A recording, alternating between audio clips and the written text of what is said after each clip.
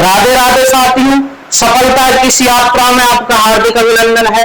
जैसा कि आपको विदित है कि हम सभ्यताओं के बारे में पढ़ रहे थे, आज अपन पढ़ेंगे बैराज सभ्यता के बारे में। तो देखिए, बैराज सभ्यता,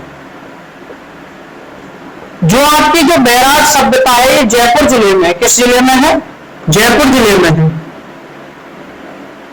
तथा यह भीमजी की पहाड़ी, बेऊजी की पहाड़ी, गणेश महादेव की पहाड़ी, गणेश महादेव की पहाड़ी के मध्य में है। गणेश महादेव की पहाड़ी के मध्य में है। तो आपको याद रखना है, जो बैराज सभ्यता है जयपुर में है, भीमजी की पहाड़ी, बेऊजी की पहाड़ी, गणेश महादेव की पहाड़ी के मध्य में स्थित है। इसी के साथ में आपको याद रखना है कि ये बाणगंगा नदी के किनारे है। कौन सी नदी? तो बाणगंगा नदी के किनारे है। ये जो सभ्यता है बाणगंगा नदी के किनारे है। इस सभ्यता की जो खोज की थी वो दयाराम साहनी ने की थी। किसने की थी खोज? तो इस सभ्यता की जो खोज की थी वो दयाराम साहनी ने की थी। दयाराम साहनी ने 1937 में की थी। कब की थी? 1937 में की थी। तथा इसका जो उत्खनन किया था, क्या किया था? उत्खनन। तो उत्खनन किया था वो आपके कैलाशनाथ दीक्षित और नीलरत्न बनर्जी ने 1962-63 में किया था। किसने? कैलाशनाथ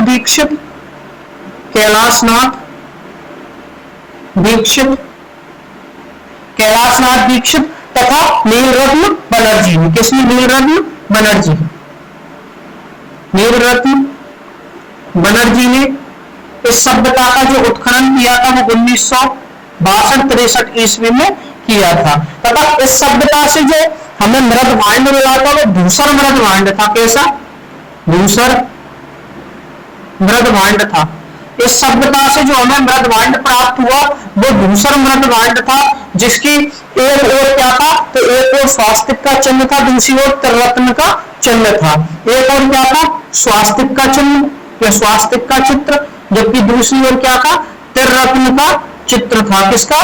त्रिरत्न का चित्र था। तथा आपको याद रखना है कि एक चीनी यात्री था, हुएनसांग। कौन था? हुएनसांग। इसने इस सभ्यता को पारयात्र कहा। क्या कहा? तो इसने इस सभ्यता को क्या कहा था? हुएनसांग ने इस सभ्यता को क्या कहा था? पारयात्र कहा था। यहां से सिक्के ढालने की क्या मिली थी? टकसाल मिली थी। क्या मिली थी? टकसाल। तो आपको याद रखना है कि सिक्के ढालने की टकसाल, सिक्के ढालने की क्या मिली थी? टकसाल मिली थी। तथा जो टकसाल थी अकबर के समय लगाई गई। किसके समय लगाई गई थी? तो ये याद रखना है आपको, अकबर के समय लगाई गई। अकबर के समय लगाई गई। तथा जो सर्वाधिक जो सिक्के बने थे वो किसके समय में बने थे? जहांगीर के समय में बने थे। तो सर्वाधिक जो सिक्कों का निर्माण हुआ था वो जहांगीर के समय हुआ था। किसके समय हुआ था? तो जहांगीर के समय सर्वाधिक सिक्कों का क्या हुआ था? निर्माण हुआ था। इसी के साथ में आपको याद रखना है कि यहाँ से स्तूप, मठ, ऐतिहासिक या ऐतिहासिक काल की क्या मिली? जानकारी मिली थी। क्या मिली थी?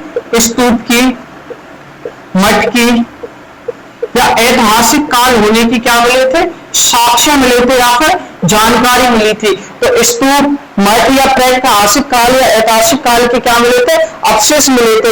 यहाँ से चित्रकला के अवशेष भी प्राप्त हुए थे। किसके?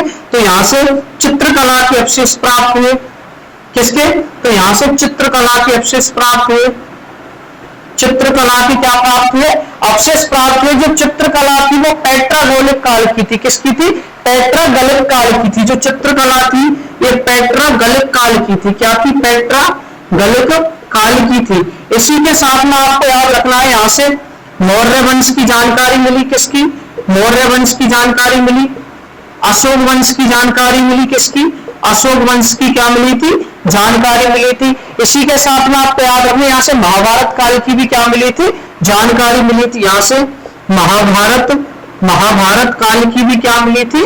तो इन तीनों काल की क्या मिली थी, यहाँ से जानकारी प्राप्त हुई थी। इसी के साथ में आपको याद रखना है कि जो अशोक का जो भाब्रू शिलालेख है वो भी यहीं से प्राप्त हुआ था। तो आपको याद रखना है कि जो अशोक का भाब्रू शिलालेख था, बार बार परीक्षाओं में पूछा जाता है कि अशोक का जो भाब्रू शिलालेख था वो कहां से प्राप्त हुआ, तो आपका कहां से प्राप्त हुआ था, बैराज से प्राप्त हुआ था। तो अशोक के भाब्रू शिलालेख की जो जानकारी थी वो कहां से मिली थी, बैराज सभ्यता से मिली थी। जबकि इसको खोजा किसने था, तो कैप्टन बर्ट ने इसको 1837 ईस्वी में खोजा था। तो किसने खोजा था इसको, कैप्टन बर्ट ने 1837 ईस्वी में खोजा था। कब खोजा था, तो कैप्टन बर्ट ने इसको 1837 ईस्वी में खोजा था तथा ये वर्तमान में कोलकाता संग्रहालय में रखा हुआ है। अगर आपसे पूछ ले कि अशोक का जो भाब्रू शिलालेख है ये वर्तमान में कहां पर है, तो वर्तमान में कोलकाता संग्रहालय में रखा हुआ। कहां पर, कोलकाता संग्रहालय में रखा हुआ है, कोलकाता संग्रहालय में रखा हुआ है। यहाँ से हमें 36 मुद्राएं प्राप्त हुई। कितनी मुद्राएं प्राप्त हुई, तो यहाँ से हमें 36 मुद्राएं प्राप्त हुई थी। कितनी मुद्राएं, तो आपको याद रखना है यहाँ से 36 क्या प्राप्त हुई थी, मुद्रा प्राप्त हुई थी। उन 36 जो मुद्राएं थी उनमें तो 8 मुद्रा थी वो पंचमार्क थी। कैसी थी, पंचमार्क थी। जबकि जो 28 जो मुद्रा थी वो इंडो ग्रीक थी। कैसी थी, इंडो ग्रीक थी। बाकी 28 मुद्राएं कैसी थी, इंडो ग्रीक थी। इसी के साथ में आपको याद रखना है कि इस सभ्यता का जो पतन हुआ था, क्या हुआ था, पतन। तो इस सभ्यता का जो पतन हुआ था वो पतन मुड़ शासक मेहरकुल द्वारा हुआ था। मुड़ शासक मेहरकुल द्वारा हुआ था। किसके द्वारा, मुड़ शासक मेहरकुल द्वारा इस सभ्यता का क्या हुआ था, पतन हुआ था। क्या हुआ था, तो इस सभ्यता का क्या हुआ था, पतन हुआ था। तो देखिए जो बैराज सभ्यता है वो जयपुर जिले में डोंगजी गणेश या महादेव की पहाड़ी के क्या है, मध्य में। ये बाणगंगा नदी के किनारे स्थित है। इसकी खोज दयाराम शाही ने 1937 ईस्वी में की थी। आपको याद रखना है कि इसका जो उत्खनन किया था वो कैलाशनाथ दीक्षित और नीलरत्न बनर्जी ने 1962-63 ईस्वी में किया था। इसी के साथ में आपको याद रखना है कि यहाँ से धूसर मृद भांड प्राप्त हुआ, जिसकी एक और स्वास्थ्य के रत्न की क्या थी, जानकारी थी, या उसके बाद उसके चित्र थे। आपको याद रखना है कि वेलसांग नाम का एक चीनी यात्री था, उसने इसको पारयार्त नाम दिया था। इसी के साथ सिक्के ढालने की जो टकसाल प्राप्त हुई वो आपकी बैराज सभ्यता से हुई, और जो सिक्के ढालने की टकसाल जो लगाई थी वो अकबर के समय में लगाई गई थी। किसके, अकबर के समय में। तथा सर्वाधिक जो सिक्के ढाले गए वो जहांगीर के समय में ढाले गए थे।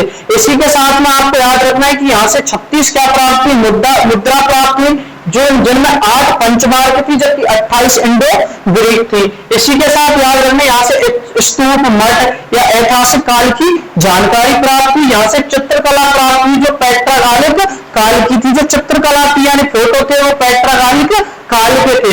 इसी के साथ आपको याद रखना है कि यहाँ से मौर्य वंश की जानकारी प्राप्त हुई, अशोक वंश की जानकारी प्राप्त हुई, तथा महाभारत काल का भी यहाँ से क्या मिला था, प्रमाण मिला था। तथा अशोक का जो भाब्रू शिलालेख जो बार बार परीक्षाओं में पूछा जाता है, तो वेरी मोस्ट क्वेश्चन है कि अशोक का भाब्रू शिलालेख कहां से प्राप्त हुआ, तो वो बैराज सभ्यता से प्राप्त हुआ था। किस सभ्यता से प्राप्त हुआ था, तो आपका बैराज सभ्यता से अशोक का भाब्रू शिलालेख प्राप्त हुआ था। इस शिलालेख को किसने खोजा, तो कैप्टन बर्ट ने खोजा था। और कब खोजा था, 1837 ईस्वी में शिलालेख को खोजा था। तथा यह शिलालेख वर्तमान में कोलकाता संग्रहालय में रखा हुआ है। तो यह आपकी क्या थी, बैराज सभ्यता थी। इससे बाहर कुछ नहीं जा सकता। पूरे एक सभी पॉइंट आ चुके हैं, तो इससे बाहर कुछ नहीं जाएगा। आप इसको ढंग से लिखें और याद करें, और आशा है कि आपको समझ में आया होगा। और हमारे चैनल को लाइक करें, सब्सक्राइब करें और देखते रहिए ऐसी अच्छी वीडियो। धन्यवाद। जय हिंद। राधे राधे।